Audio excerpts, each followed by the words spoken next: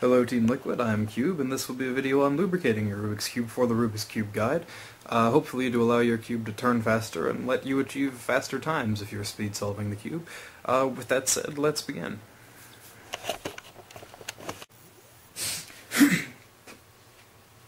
Alright, so the first thing on our agenda is to spread out all the pieces of your cube in a sort of an organized fashion, as long as they're in neat rows and you won't miss one when you're spraying them.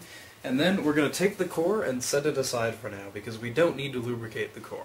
I mean, if you really want to, you can, but I don't find it has a significant impact on how your cube turns.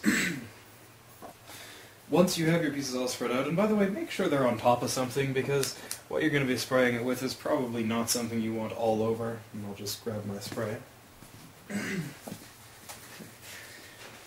How you're going to spray your cube is a lot like the same way you would spray paint a miniature, if you've ever done that.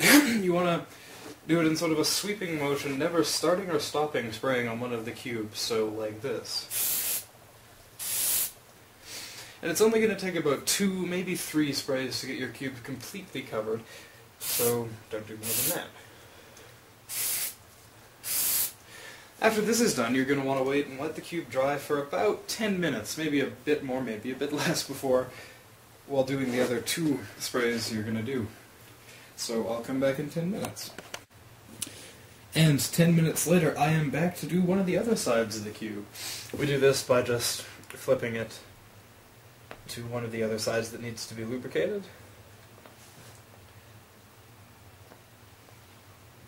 While I'm doing this, I'll talk a little bit about cleaning your cube.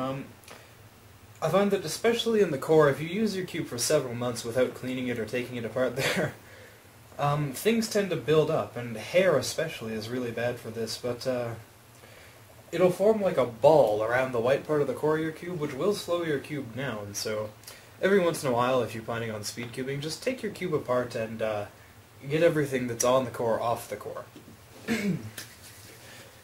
Now, doing the other side, it's the same technique as before. Never starting or stopping on any of the pieces.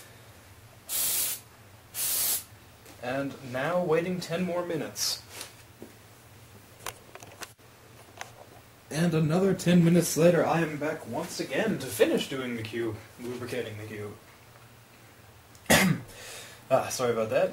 So again, just turn the pieces to the last side, the side that doesn't have any of whatever you're using to lubricate your cube on it.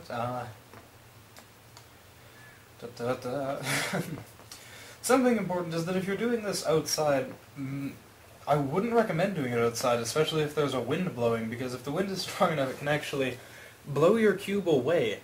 And, well, obviously that's not good.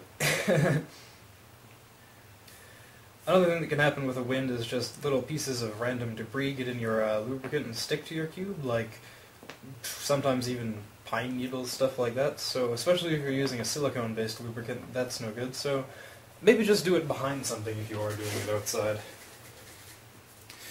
Same technique as before. Never starting on stopping or on any of the pieces.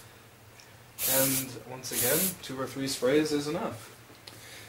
That's that. After you're done, you can reassemble your cube. Oh, if you're having trouble disassembling and reassembling your cube, I made a video on that too. It's just a little farther down the guide page. So I hope this video helps, and enjoy the rest of the guide.